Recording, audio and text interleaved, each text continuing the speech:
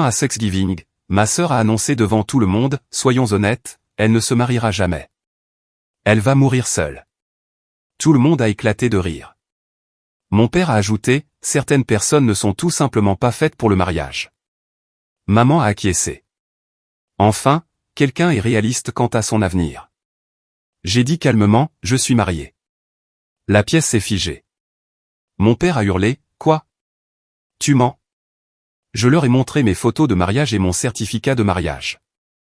Le visage de ma sœur est devenu blême. Elle avait caché toutes les invitations. La sauce au canneberge passait de main en main autour de la table, quand ma sœur, Lorraine, a décidé de faire exploser sa bombe annuelle. Elle avait cette façon d'attendre que tout le monde soit à l'aise, repu de dinde et de purée de pommes de terre, avant de frapper. Cette année, elle s'était vraiment surpassée. Vous savez quoi, a annoncé Lorraine, sa voix tranchant dans le bourdonnement agréable de la conversation. Soyons honnêtes. Elle ne se mariera jamais. Elle va mourir seule. La pièce a explosé. Tante Patricia a failli s'étouffer avec son vin. Oncle Bill a frappé la table, son ventre secoué de rire. Mes cousins ont échangé des regards avant de se joindre au concert, leur gloussement remplissant la salle à manger tel un chœur grec de moquerie. Mon père a essuyé les larmes de ses yeux. Certaines personnes ne sont tout simplement pas faites pour le mariage, a-t-il haleté entre deux éclats de rire. Maman a hoché la tête avec enthousiasme, le visage rougi par le champagne et un sentiment de justification. Enfin, quelqu'un est réaliste quant à son avenir. Je suis restée assise là, la fourchette suspendue au-dessus de mon assiette, les regardant tous se moquer de moi. Je regardais ma famille, ces gens qui étaient censés m'aimer inconditionnellement, trouver une joie immense dans ce qu'ils croyaient être mon plus grand échec. Lorraine, quant à elle, était pratiquement rayonnante, s'imprégnant de l'approbation qu'elle avait convoitée toute sa vie. Je suis marié, ai-je dit calmement. Les rires se sont tus, comme si quelqu'un avait débranché une enceinte en pleine chanson. On pouvait entendre le tic-tac de l'horloge de grand-père dans le couloir. Le verre de vin de tante Patricia s'est arrêté à mi-chemin de ses lèvres. Le visage de mon père est devenu violet. Quoi? Tu mens? J'ai fouillé dans mon sac à main et j'ai sorti mon téléphone. Mes doigts étaient stables lorsque j'ai ouvert ma galerie de photos. Je ne mens pas. Je suis marié depuis 4 mois. J'ai d'abord tendu mon téléphone à maman. La couleur a quitté son visage tandis qu'elle faisait défiler photo après photo. Moi, dans une magnifique robe ivoire qui avait coûté plus cher que la mensualité de sa voiture. Daniel, dans son costume parfaitement taillé. Notre cérémonie au jardin botanique. La réception au country club. Nos amis et collègues célébrant avec nous. Ce n'est pas possible, a-t-elle murmuré. Vérifiez l'horodatage, ai-je suggéré agréablement. Le 19 juillet. C'était un magnifique samedi après-midi. Le téléphone a fait le tour de la table. La réaction de chaque personne était une satisfaction à sa manière. Le sourire d'oncle Bill a disparu. Tante Patricia avait l'air d'avoir vu un fantôme. Mes cousins ont soudainement trouvé leurs assiettes fascinantes. Lorraine a arraché le téléphone des mains de mon père. Son visage, d'habitude d'une lueur pêche, a viré à une couleur rappelant le lait caillé. Mais je n'ai pas, tu n'as jamais. Jamais quoi, ai-je demandé, ma voix douce comme le miel. Jamais reçu d'invitation? Elle ne pouvait pas parler. Sa bouche s'ouvrait et se fermait comme un poisson qui se noie dans l'air. Oh, je t'ai envoyé une invitation, ai-je continué. J'ai envoyé des invitations à tout le monde. Des invitations formelles, sur du papier cartonné gravé, avec des lettres dorées, tout le tralala. 7 mois avant le mariage, envoyées en recommandé pour être sûr qu'elles arriveraient. Mon père a retrouvé sa voix en premier. Nous n'avons jamais reçu d'invitation. J'ai sorti un dossier en manille de mon sac. Je le transporte avec moi depuis 2 semaines, attendant précisément ce moment. Vraiment? Parce que j'ai les récépissés de courrier recommandés juste ici. Tout signé le 20 décembre. Et regardez cette signature. J'ai posé le premier reçu devant mon père. C'est votre écriture, n'est-ce pas? Il l'a fixé comme s'il allait le mordre. J'ai placé un autre reçu devant maman. Et celui-ci, livré au 847 rue Maple, votre maison. Signé à 14h47. Les mains de maman tremblaient en prenant le papier. Mais Lorraine était Lorraine a relevé le courrier ce jour-là. Elle attendait ses lettres d'admission à l'université. Tous les regards se sont tournés vers ma sœur. Elle avait l'air de vouloir ramper sous la table et disparaître à travers le plancher. Lorraine, la voix de mon père aurait pu décaper la peinture. Qu'est-ce que tu as fait? Je ne l'ai pas, elle pleurait maintenant, le mascara coulant sur ses joues en rivière noire. J'ai cru que c'était une erreur. Pourquoi se marierait-elle? Elle n'a même jamais eu de petite amie. Parce que tu as dit à tout le monde que je ne pouvais pas avoir de rendez-vous galant, ai-je dit. Parce que chaque fois que je mentionnais quelqu'un que je voyais, tu faisais des blagues jusqu'à ce que j'arrête d'en parler. Parce que tu as convaincu tout le monde ici que j'étais pathétique et incassable. Le silence était assourdissant. Les sanglots de Lorraine étaient le seul bruit. J'ai rencontré Daniel il y a 5 ans, ai-je continué. Nous avons été amis pendant 1 an, puis nous avons commencé à sortir ensemble. Après 3 ans, il m'a demandé en mariage. Je voulais vous le dire à tous, mais chaque réunion de famille n'était qu'une nouvelle occasion pour Lorraine de faire de moi la cible de ses moqueries. Alors, j'ai arrêté d'essayer. La voix de maman s'est brisée. 4 ans. Tu es avec quelqu'un depuis 4 ans et nous ne le savions pas. 5 ans au total, ai-je corrigé. Nous étions d'abord amis, puis c'est devenu plus.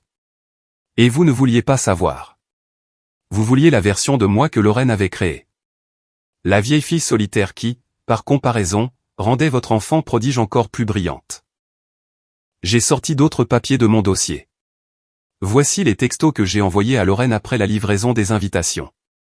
As-tu reçu l'invitation? Nous aimerions vraiment que tu sois là.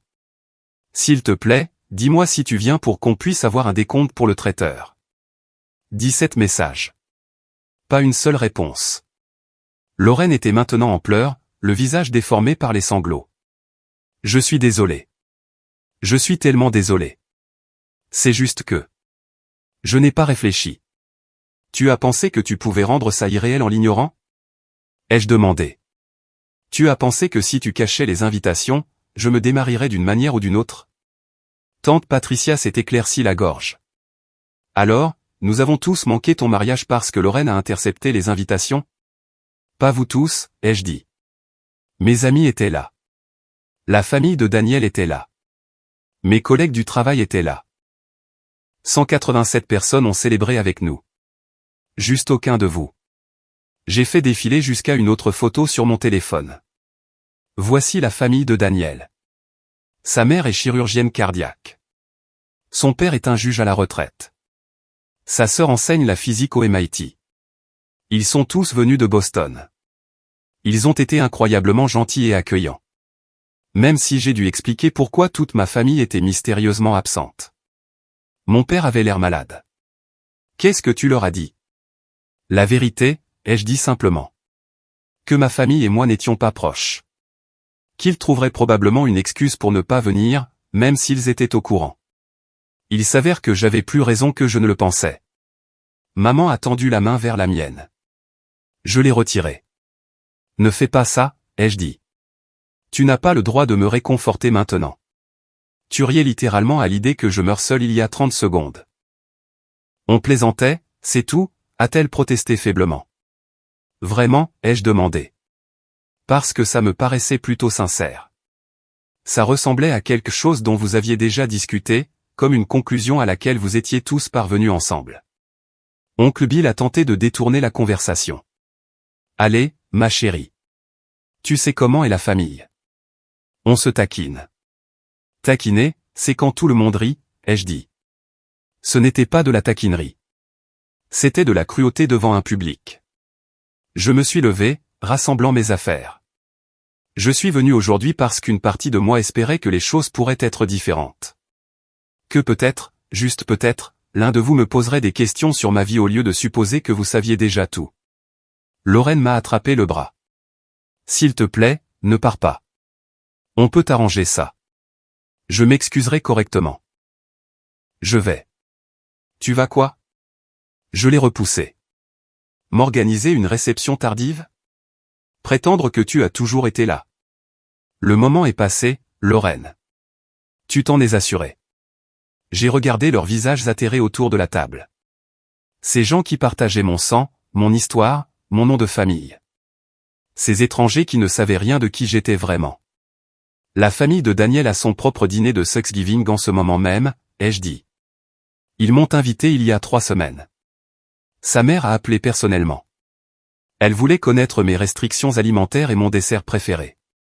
Elle m'a posé des questions sur mon travail, mes passe-temps, ce que j'aime faire le week-end. Elle m'a traité comme une personne qui valait la peine d'être connue. J'ai pris mon manteau. Je suis resté ici plus longtemps que je n'aurais dû, espérant que vous me surprendriez peut-être. Mais la petite annonce de Lorraine n'a fait que confirmer ce que je savais déjà. Vous voyez ce que vous voulez voir, et ce que vous vouliez voir, c'était quelqu'un que vous pouviez plaindre et moquer. Attends, a dit mon père. Que fait ton mari? Bien sûr, c'est ça qui l'intéressait. Daniel est oncologue pédiatrique, ai-je dit. Il travaille à l'hôpital pour enfants. Il passe ses journées à essayer de sauver des enfants atteints de cancer. Je pouvais les voir tous recalculer, essayant de comprendre comment ils avaient pu se tromper à ce point sur moi, essayant de faire coïncider la perdante qu'ils avaient inventée avec la réalité qui se tenait devant eux. Et moi, ai-je continué, je suis l'architecte logiciel en chef pour une entreprise du Fortune 500. Je gagne plus que papa et oncle Bill réunis. Je suis propriétaire d'une maison de 4 chambres à Riverside Heights. Je conduis une Tesla. Je prends des vacances en Europe 2 fois par an. Maman avait l'air sur le point de s'évanouir. Mais tu t'habillais toujours de façon si normale quand tu venais ici. Parce que vous vous moquiez de moi quand je portais quelque chose de joli, lui ai-je rappelé. Tu te souviens quand je suis arrivé dans cette robe bleue il y a 2 ans? Lorraine a dit que j'avais l'air de trop en faire. Tu as dit que je prenais de grands airs. Alors j'ai commencé à m'habiller plus simplement pour les événements familiaux. C'était plus facile que de supporter vos commentaires. Je me suis dirigé vers la porte, puis je me suis arrêté. J'ai un album de mariage dans ma voiture. Des photos professionnelles. Toute la journée documentée. Je l'avais apporté pour vous le montrer avant la petite annonce de Lorraine. Je pensais que vous voudriez peut-être voir ce que vous aviez manqué. On peut quand même le voir? A demandé maman désespérément. Non, ai-je dit simplement.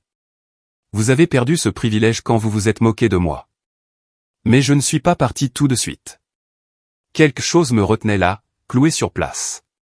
Peut-être le besoin de dire enfin tout ce que j'avais ravalé pendant des années.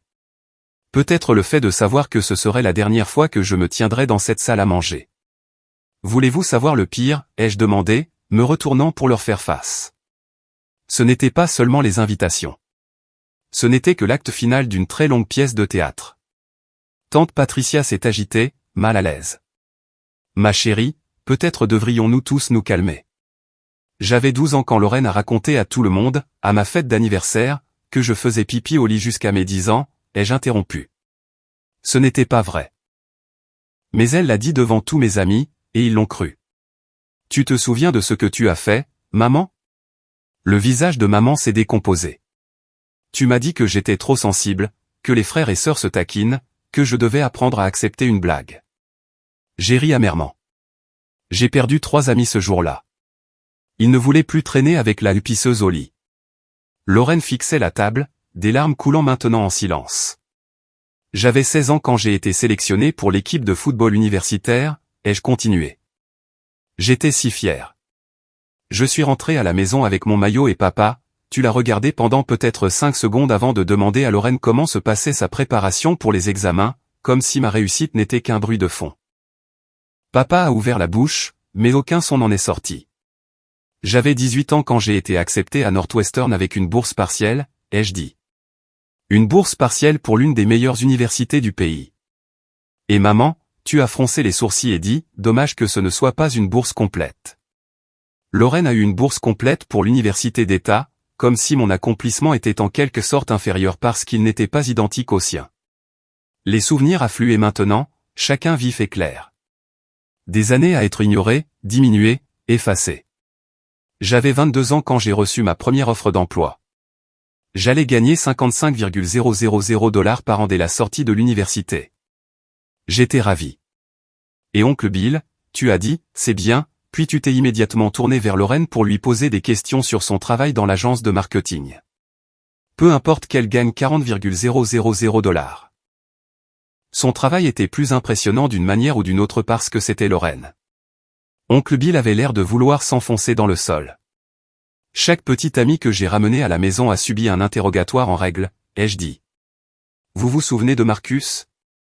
Étudiant en pré-médecine, bénévole dans un refuge pour sans-abri, projetant de devenir chirurgien. Papa l'a interrogé comme s'il était un criminel.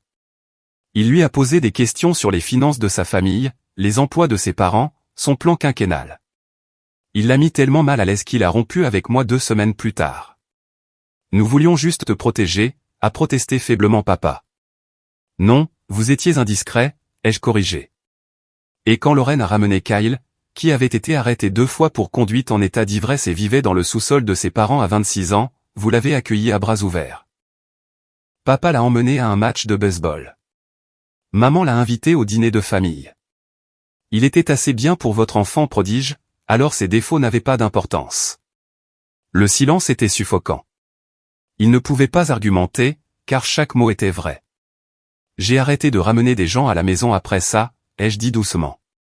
J'ai arrêté de partager quoi que ce soit d'important parce que je savais que ce serait soit ignoré, soit transformé en munitions. Daniel et moi sommes sortis ensemble pendant 2 ans avant même que je ne le mentionne en passant. Et vous savez ce que maman a dit? Maman pleurait maintenant, le mascara striant son visage tout comme celui de Lorraine. Tu as dit, ne te fais pas trop d'illusions, ma chérie. Les hommes sentent le désespoir. J'ai laissé cette phrase résonner. Ma propre mère supposait que j'étais si peu aimable que tout homme sortant avec moi devait faire œuvre de charité. Je ne le pensais pas comme ça, a murmuré maman. Comment le pensais-tu alors, ai-je défié. Parce que ça me paraissait assez clair. Ça sonnait comme si tu croyais exactement ce que Lorraine a annoncé ce soir, que je mourrais seul. Vous l'attendiez, n'est-ce pas? Vous attendiez que je confirme vos plus basses attentes. Tante Patricia a réessayé. Nous t'aimons. Nous t'avons toujours aimé. L'amour n'est pas juste un mot, ai-je dit. Ce sont des actions. C'est être présent. C'est prêter attention. C'est célébrer les succès et soutenir dans les échecs. Ce que vous m'avez montré, c'est de la tolérance au mieux, du mépris au pire. J'ai sorti à nouveau mon téléphone et j'ai fait défiler jusqu'à une photo spécifique. Voici la famille de Daniel qui me rencontre pour la première fois. Sa mère avait fait des recherches sur mes fleurs préférées et m'attendait avec un bouquet. Son père m'a posé des questions sur mon travail et a vraiment écouté la réponse. Sa sœur, Rebecca, m'a donné un livre qu'elle pensait que j'apprécierais, basé sur un commentaire que j'avais fait sur mon amour pour les romans policiers. Ils me connaissaient depuis 3 heures et me traitaient déjà mieux que vous ne l'avez fait en 28 ans. Je leur ai montré la photo. La famille de Daniel et moi, tous souriants, sincèrement, chaleureusement. Une famille qui avait choisi de m'accueillir.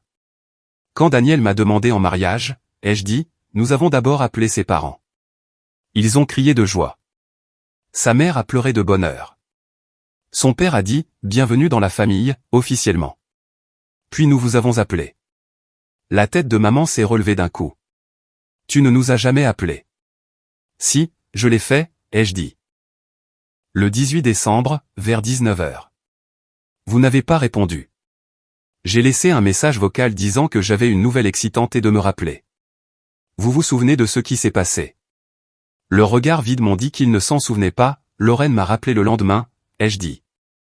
Pas maman ou papa, Lorraine. Et elle a dit, maman et papa sont occupés. Qu'est-ce que tu voulais? Alors, je lui ai dit que j'étais fiancé. Vous savez ce qu'elle a dit? Les pleurs de Lorraine se sont intensifiés. Elle a dit, fiancé? À qui? Je ne savais même pas que tu sortais sérieusement avec quelqu'un. Es-tu sûr qu'il t'a vraiment demandé en mariage, ou est-ce que tu as mal compris quelque chose? Puis elle a ri et a raccroché. J'ai regardé ma sœur droit dans les yeux. Tu m'as raccroché au nez quand je t'ai dit que j'étais fiancé.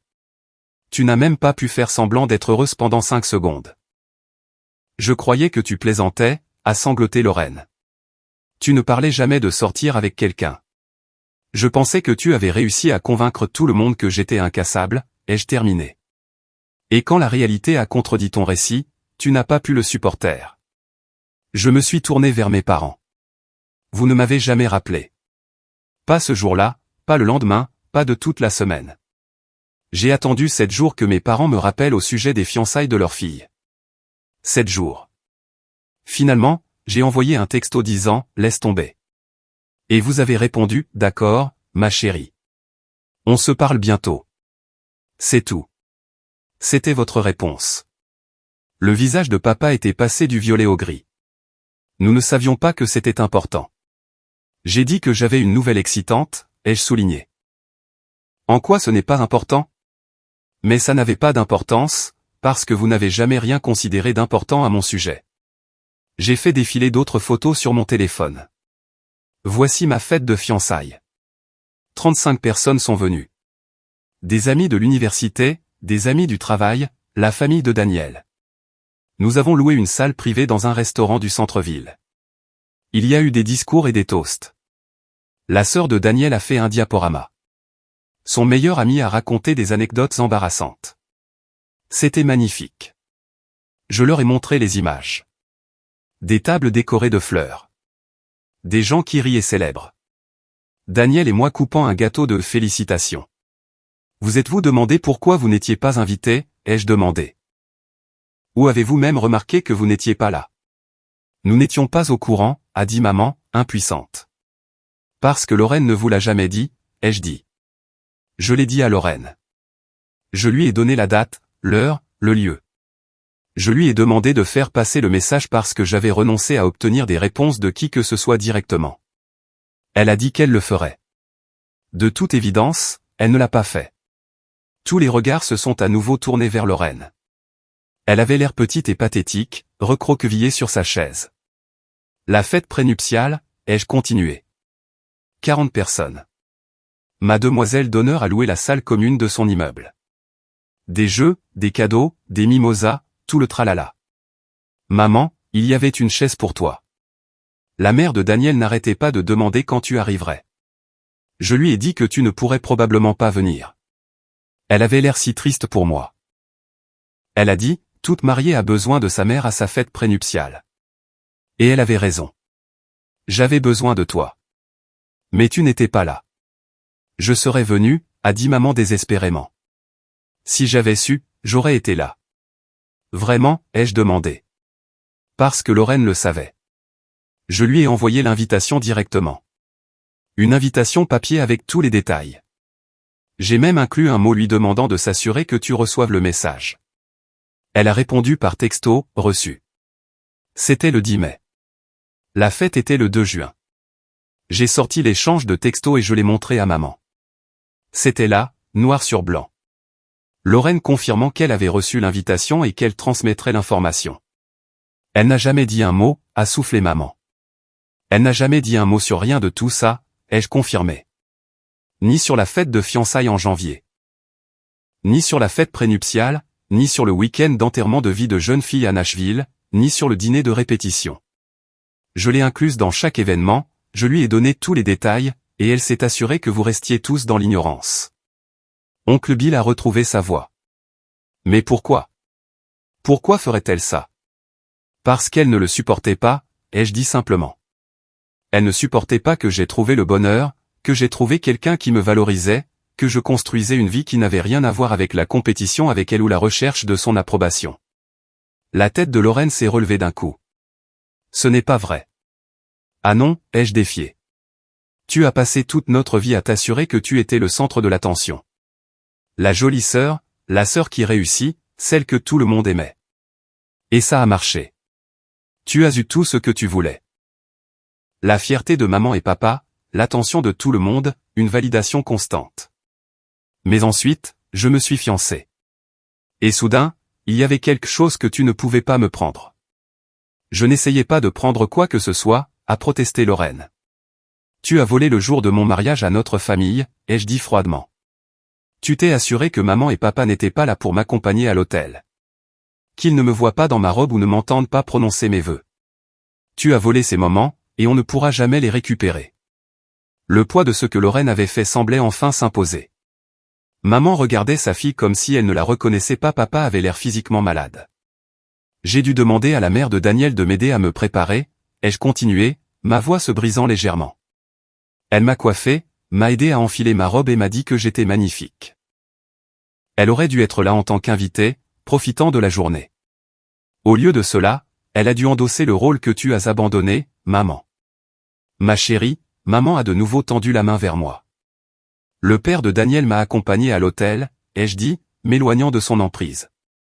Tom Garrett, un homme que je connaissais depuis moins d'1 an, m'a donné en mariage parce que mon propre père n'était pas là.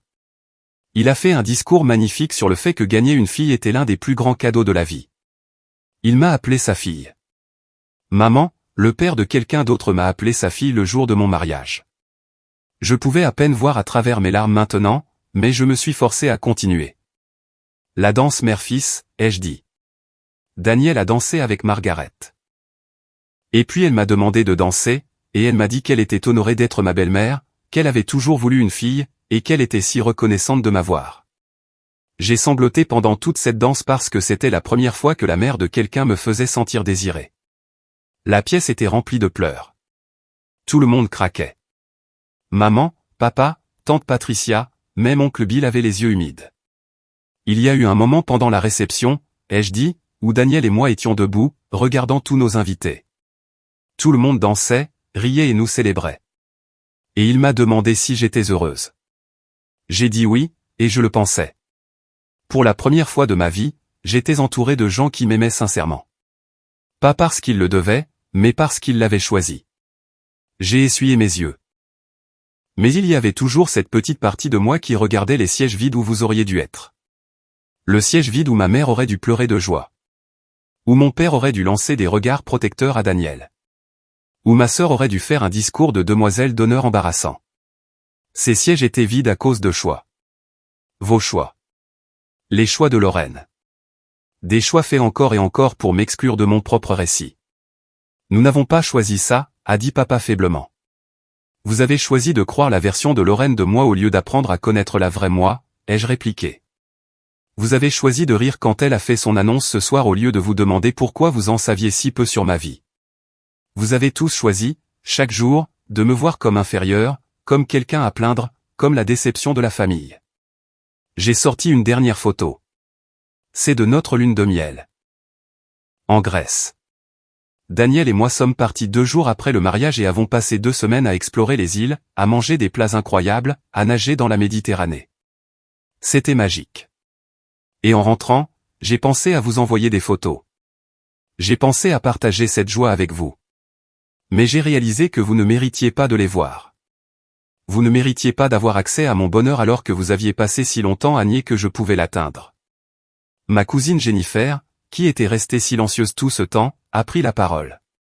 J'ai vu que tu avais posté quelque chose sur Facebook à propos d'un voyage, mais je ne pouvais pas voir les détails. J'ai pensé que tu étais peut-être parti quelque part pour le travail.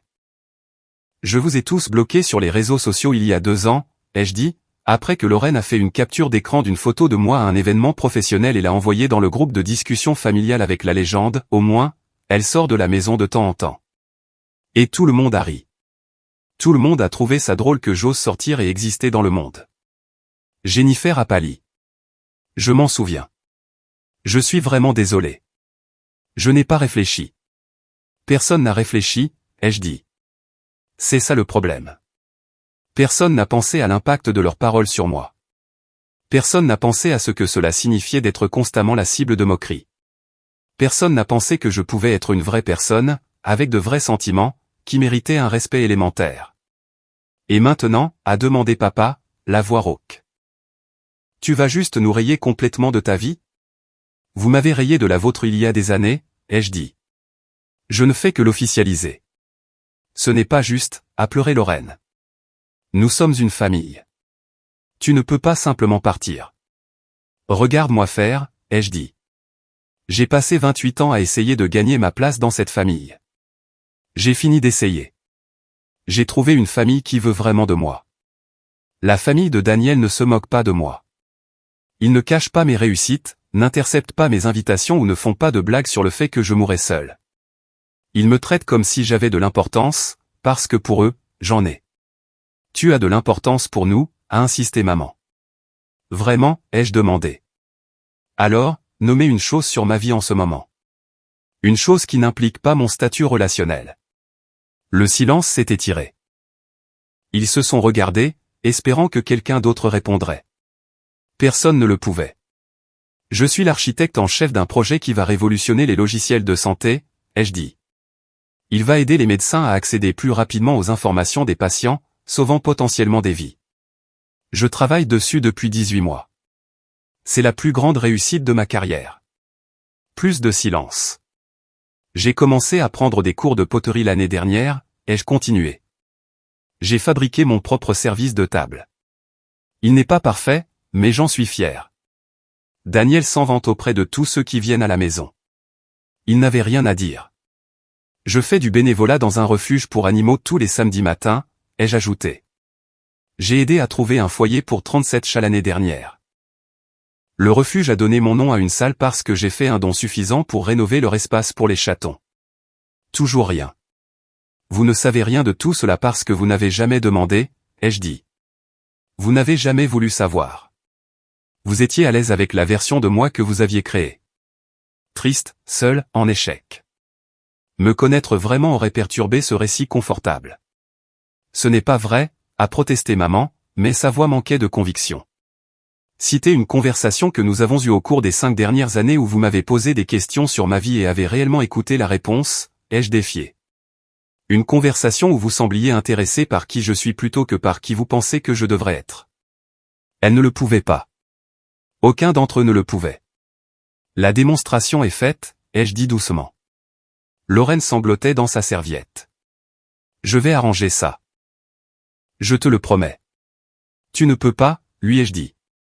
Certaines choses ne peuvent pas être réparées avec des excuses. Tu n'as pas seulement caché des invitations, Lorraine. Tu as volé le jour de mon mariage à notre famille. Tu as fait un choix, et les choix ont des conséquences. J'ai ouvert la porte d'entrée. L'air froid de novembre s'est engouffré, faisant vaciller les bougies sur la table. On te verra à Noël, a crié maman. J'ai réfléchi à la question. J'ai pensé à tous les Noëls passés où j'avais été la cible de moqueries, la déception, celle sur qui ils avaient tous fait une croix.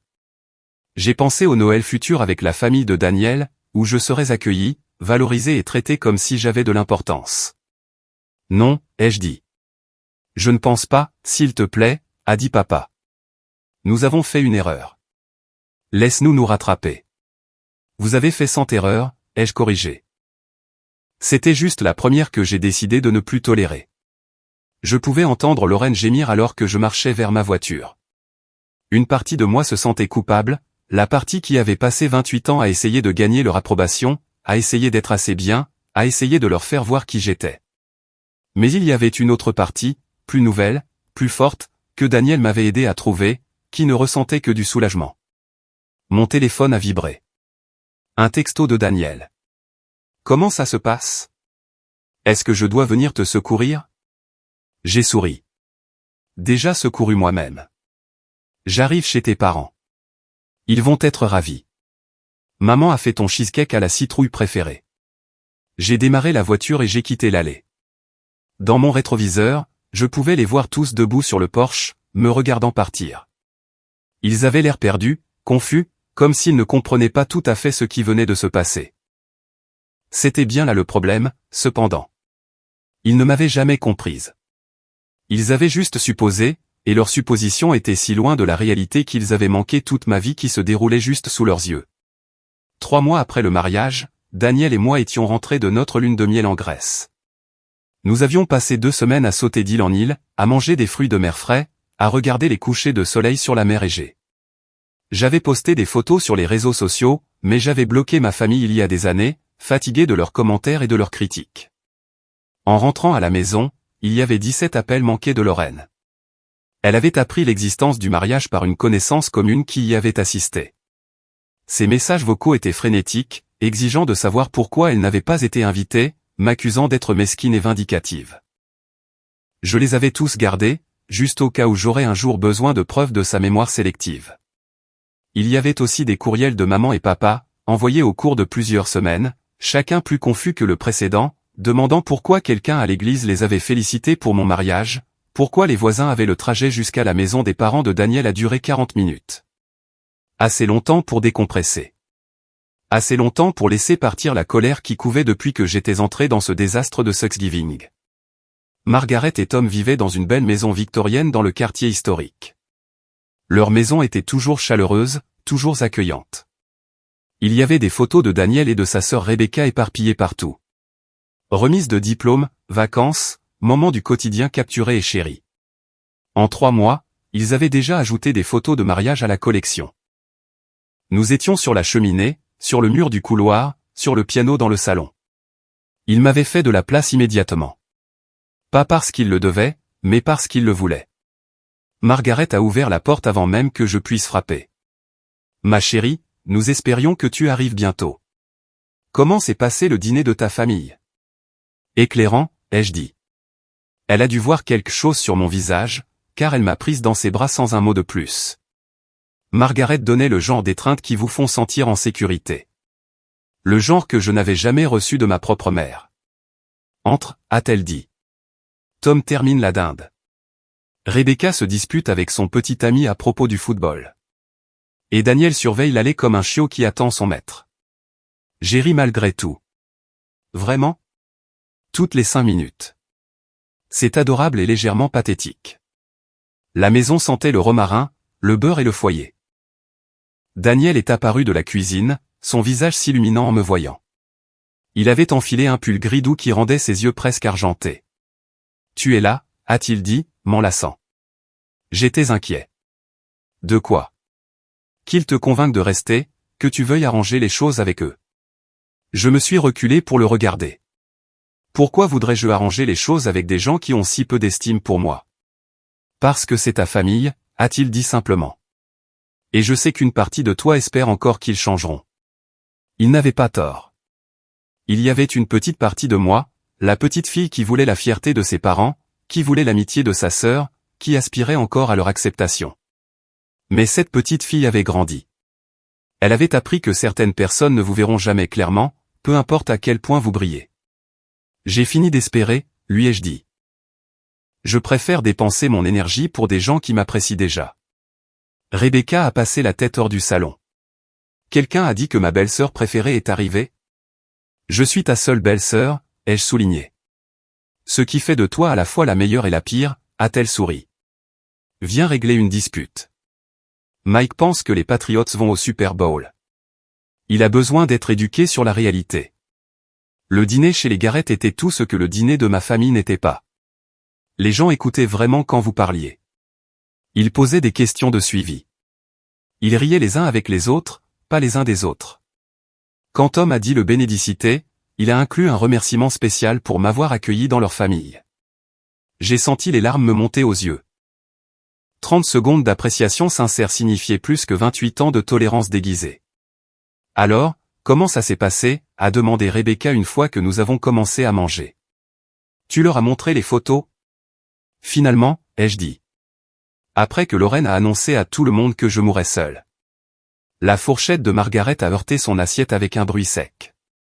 Elle a dit quoi? J'ai raconté toute l'histoire. Comment ils avaient ri. Comment j'avais lâché la bombe. Comment Lorraine était devenue blême en réalisant que je savais pour les invitations cachées. C'est un comportement de sociopathe, a dit Rebecca sans détour. Qui intercepte des invitations de mariage? Quelqu'un qui est menacé par le bonheur de sa sœur, a dit Tom doucement. Il avait été juge pendant 30 ans. Il connaissait les gens. Ta sœur semble avoir besoin de ton échec pour se sentir réussie. J'ai eu beaucoup de temps pour y penser, ai-je admis. En grandissant, chaque réussite que j'avais été minimisée. J'étais au tableau d'honneur? Lorraine était au tableau d'honneur avec mention, donc le mien ne comptait pas. J'entrais à l'université? Lorraine entrait dans une meilleure. J'avais un travail? Le travail de Lorraine était plus prestigieux. C'était comme si nous étions dans une compétition à laquelle je n'avais jamais accepté de participer. Mais tu as gagné, a dit Daniel doucement. Vraiment, ai-je demandé. Parce que gagner signifie que quelqu'un perd, et je n'ai jamais voulu que Lorraine perde. Je voulais juste qu'elle arrête de me faire sentir comme si je perdais. Margaret a tendu la main par-dessus la table et a serré la mienne. Tu n'as ni gagné ni perdu, ma chérie. Tu t'es échappé. C'est une différence. Peut-être qu'elle avait raison. Peut-être que ce n'était pas du tout une question de victoire. Peut-être s'agissait-il simplement, enfin, de me mettre en premier. Nous avons passé le reste de la soirée à jouer à des jeux de société et à regarder le football. Mike n'a pas apprécié les commentaires de Rebecca sur sa prédiction concernant les Patriots. Tom s'est endormi dans son fauteuil à la moitié du troisième quart-temps. Margaret m'a montré des photos de leur voyage en Irlande au printemps dernier et m'a fait promettre que nous irions tous ensemble l'année prochaine. C'était comme une famille. La vraie. Celle qui n'est pas liée par le sang, mais par le choix. Mon téléphone n'arrêtait pas de vibrer. Texto après texto de Lorraine, de maman, de papa. Même oncle Bill a envoyé un message. Ils voulaient tous parler, expliquer, arranger les choses. J'ai éteint mon téléphone. Daniel l'a remarqué. Ça va? Mieux que bien, ai-je dit honnêtement. Pour la première fois de ma vie, j'ai l'impression d'être exactement là où je suis censé être. Il m'a embrassé sur le front. Tu le es.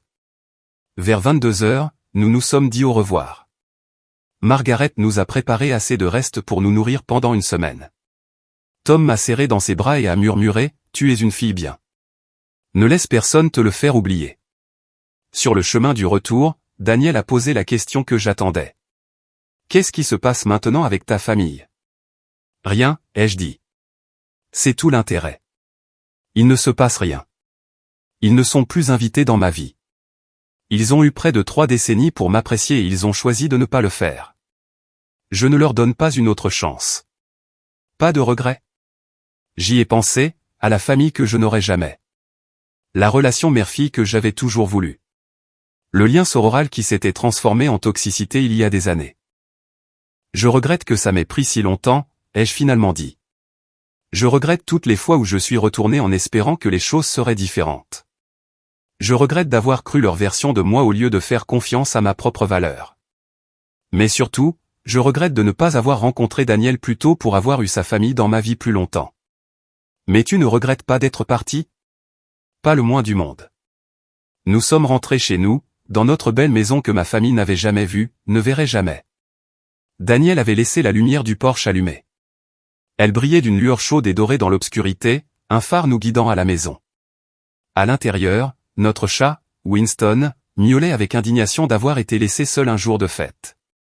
Nos photos de mariage bordaient le mur de l'escalier. La cuisine sentait encore légèrement les biscuits que nous avions faits le week-end dernier. Chaque pièce contenait des souvenirs que nous avions créés ensemble. Une vie que nous avions construite sans la permission ni l'approbation de personne. C'était assez. Daniel était assez. Sa famille était assez. Mes amis étaient assez. Ma carrière était assez. J'étais assez. Mon téléphone, que j'avais rallumé, affichait 43 messages. Je les ai tous supprimés sans les lire. Certains ponts ne méritent pas d'être reconstruits. Certaines portes sont mieux laissées fermées. Certaines familles sont celles que l'on trouve, pas celles dans lesquelles on est. Lorraine pouvait se raconter l'histoire dont elle avait besoin pour dormir la nuit. Maman et papa pouvaient prétendre avoir été victimes des circonstances. Mais je connaissais la vérité. Ils avaient eu toutes les occasions de me connaître, de me voir, de me valoriser. Ils avaient choisi de ne pas le faire, et j'avais finalement choisi d'arrêter d'attendre qu'ils changent. Daniel m'a trouvé dans la cuisine, regardant par la fenêtre sans rien voir de particulier. Et, a-t-il dit doucement. Où étais-tu parti? Je réfléchissais, c'est tout, ai-je dit. À quel point ma vie aurait pu être différente si j'avais continué à essayer de les forcer à m'aimer. Et je suis vraiment contente d'avoir arrêté d'essayer quand je l'ai fait.